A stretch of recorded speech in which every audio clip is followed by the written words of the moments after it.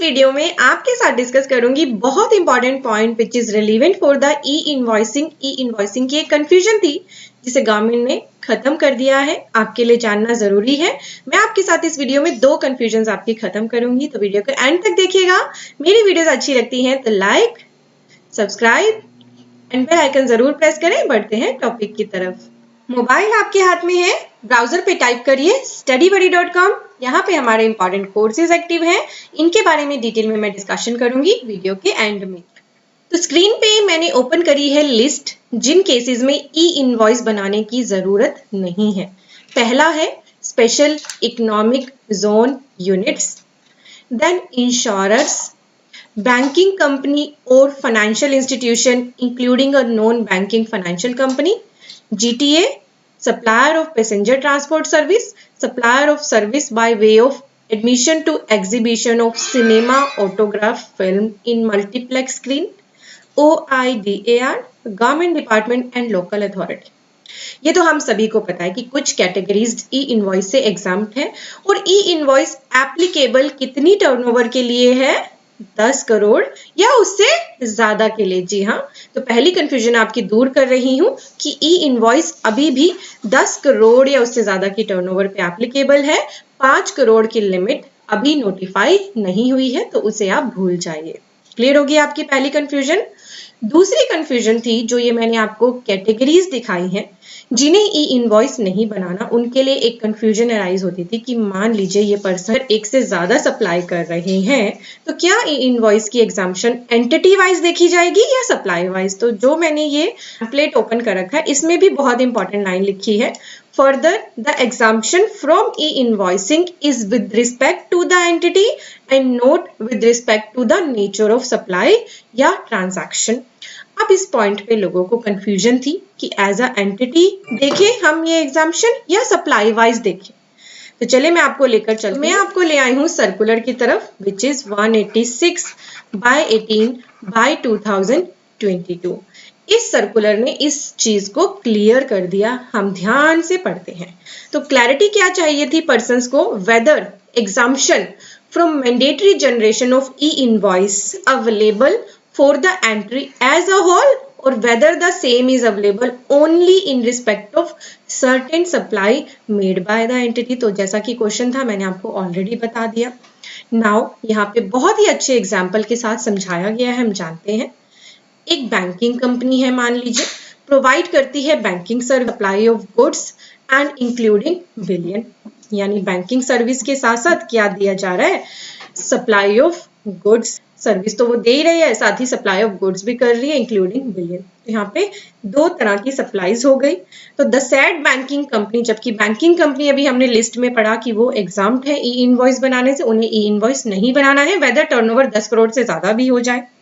ठीक है, वो हमने पढ़ लिया। So this banking company is exempted for all supplies of goods and services and thus will not be required to issue e-invoice with respect to any supply made by it। तो जहां भी आपको कंफ्यूजन हो कि e-invoice जिन्हें नहीं बनाना but वो अगर एक से ज्यादा सप्लाई करते हैं तो क्या फिर हमें सप्लाई वाइज एग्जाम्पशन देखनी है? नहीं, आपको एंटिटी वाइज ही एग्जाम्पशन देखनी है। तो इस बात पे आपको क्लियर होना है। ये स्क्रीन पे मैंने सर्कुलर ओपन कर रखा है 186, डेट थी इसकी 27 दिसंबर। स्क्रीन पे आपके सामने जो पेज एंड सर्कुलर है ये मैंने अपने टेलीग्राम चैनल पे शेयर कर दी है। सीए गुरुजी को सर्च करें और वहां से आपको ये मिल जाएंगे। तो अब आपको समझ आ गया कि किन पर्सन्स ने ई इनवॉइस नहीं बनाना है ना। दोनों कंफ्यूजन आपकी क्लियर होगी, 5 करोड़ वाली भी और किन्हें ई इनवॉइस नहीं बनाना, और क्या ये एग्जाम्पशन एंटिटी वाइज है या supply wise. Supply doesn't matter, entity as a whole ही आपको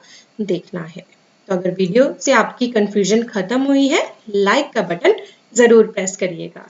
अब डिस्कस करते हैं हमारे कोर्सेज के बारे में।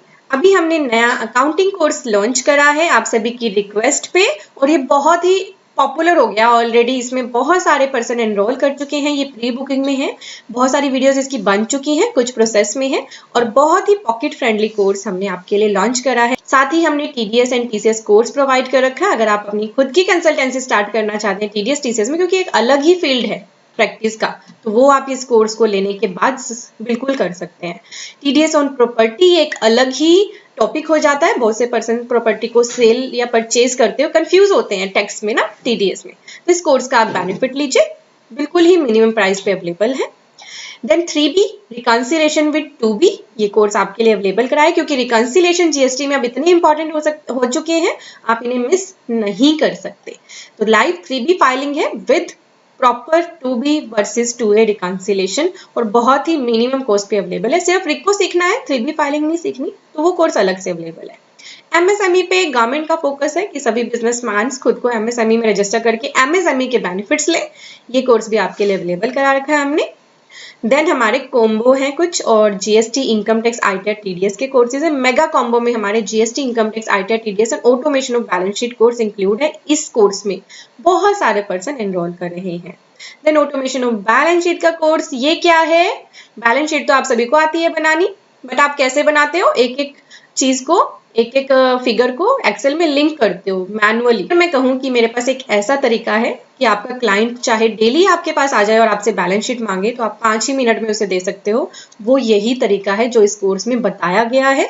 बहुत सारे पर्सन ने इसका बेनिफिट लिया है। इवन आप अगर ऑलरेडी जॉब करते हो या अपना खुद का प्रैक्टिस करते हो, कंसल्टेंसी देते हो, तो ये कोर्स ना आपकी कंसल्टेंसी को, आपकी प्रैक्टिस को या आपकी जॉब प्रोफाइल को और भी इम्प्रूव कर देगा, क्योंकि इसमें ऐसे ऐसे फॉर्मूलाज डिस्कस करे गए हैं जो आपको सिर्फ बैलेंस शीट के लिए ही नहीं और भी कई चीजों के लिए काम आएंगे। तो इस कोर्स का ज्यादा से ज्यादा बेनिफिट लीजिए। कुछ और भी कॉम्बो अवेलेबल करा रखे हैं हमने, तो आप यहाँ पे आके चेक कर सकते हैं। कोई भी दिक्कत है तो हमारी टीम के नंबर दिए हैं, ईमेल आईडी दी है, इनके साथ आप बात कर सकते हैं। Thank you for watching, bye bye.